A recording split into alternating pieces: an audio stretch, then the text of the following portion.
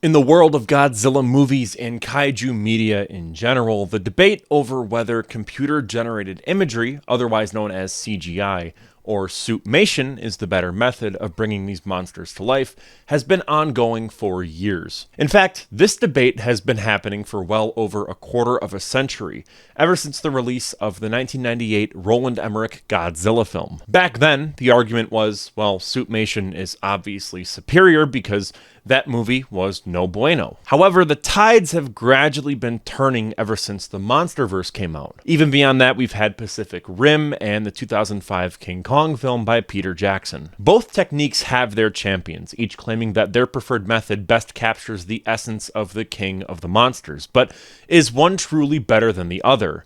Well, the answer is complex. First off, let's establish what suitmation actually is. Suitmation is a technique of using a performer in a costume to portray monsters, or mechs, or basically a character.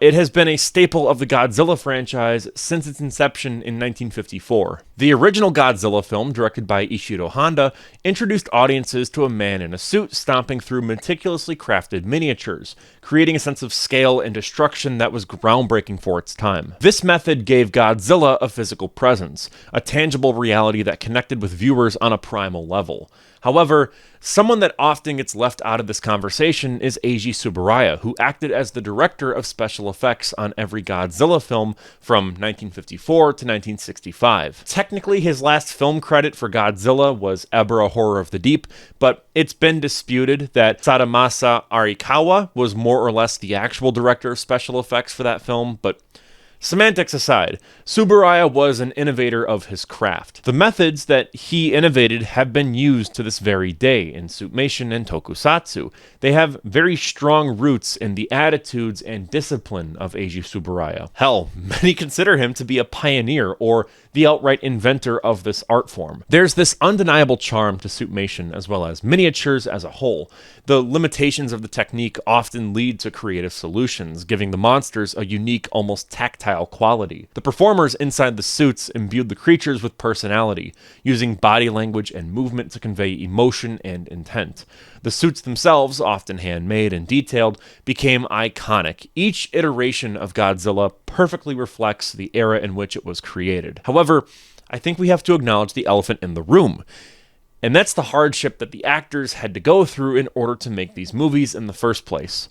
I made an entire video about this topic, but the SparkNotes version of it is that these actors have been set on fire, electrocuted, suffocated, and blown up while making these projects. Yes, suitmation looks incredible, and I could watch it for hours and hours on end. But you have to acknowledge how much risk there truly is in making this stuff. It pains me to say it, but you don't really get these risks with CGI unless you count overworking the VFX artists, which, trust me, we will get to. Regardless of this glaring negative aspect of the art form, many fans, myself included, suitmation represents the heart and soul of Godzilla. It's a reminder of the artistry and craftsmanship that went into the early films, a testament to the ingenuity of filmmakers who worked within the constraints of their time to create something truly special. The imperfections of suitmation, whether it be visible wires or limited mobility and awkward movements, are part of what makes it endearing. They give Godzilla a humanity that resonates with audiences, even as he towers over cities and breathes atomic fire. There's a real charm to watching a movie and noticing something like Ghidorah being held up on wire and thinking, so that's how they did it. It's the imperfections that make it all work. On the other hand, CG has allowed filmmakers to push the boundaries of what's possible in a Godzilla movie. With advances in technology, CG can create highly detailed and realistic monsters with fluid movements and dynamic expressions that suitmation could never achieve. The scale and scope of destruction in modern Godzilla films have reached new heights, with entire cities rendered in painstaking detail, allowing for more elaborate and immersive sequences. CG offers a level of precision that suitmation simply cannot match. Let's say you want to go in and have a monster move their head just a little bit lower. You can do that in CGI, but you have to do that on the day of filming for Suitmation. With CG, you can create scenes that would be impossible to achieve with practical effects, like Godzilla's underwater battles or his interactions with other creatures on a grand scale. The 2016 film, Shin Godzilla, is a prime example of how CG can be used effectively in a Godzilla movie, creating a terrifying, ever-evolving creature that felt both alien and familiar.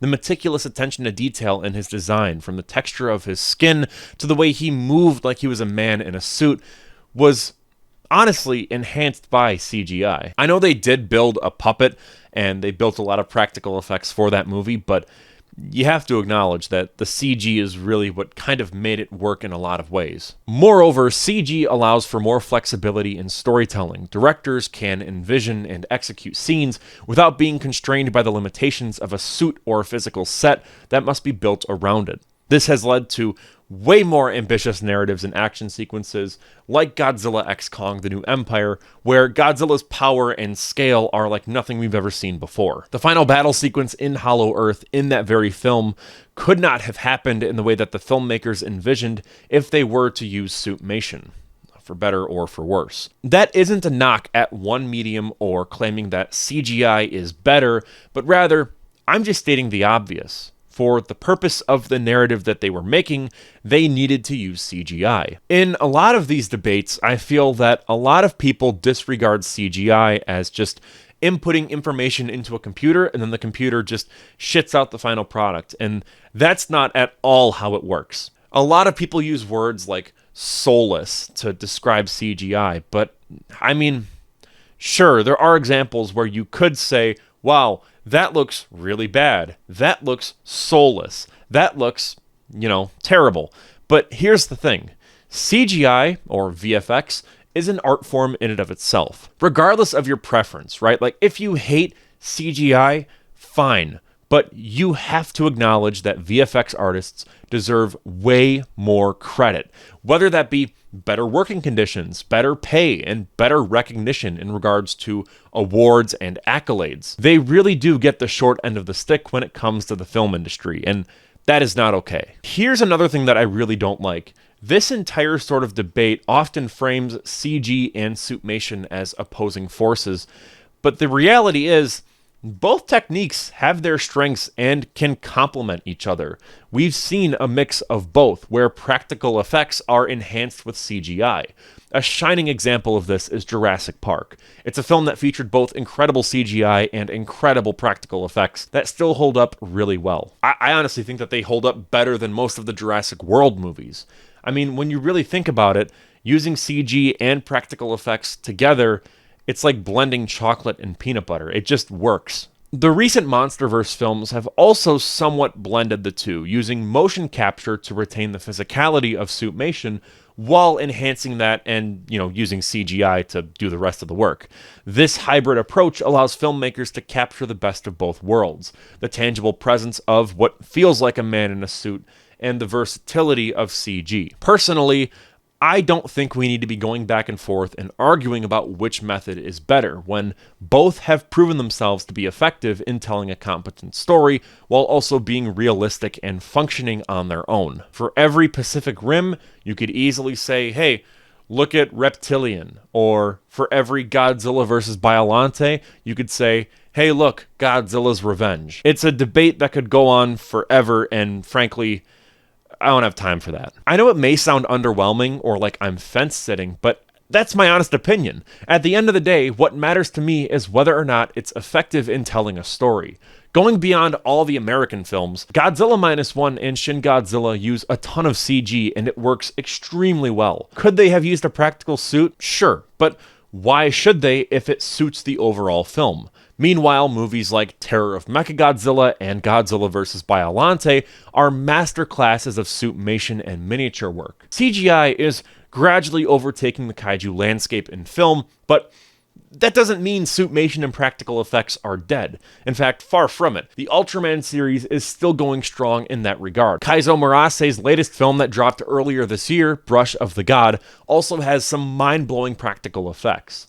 I would love to see a new Toho Godzilla film, or hell, even a new Gamera film go this route. But what if we enhance the practical suit with some CG to make something mind-blowing that we've never seen before? And with all that out of the way, I'm Cole McCormick. You're watching Firewood Media. Consider becoming a member to support the channel. It's kind of like Patreon, but it's all right here on YouTube. For just $1.99 a month, that's right, $1.99 a month, you'll receive member shoutouts, your name featured as an executive producer in all of our film projects.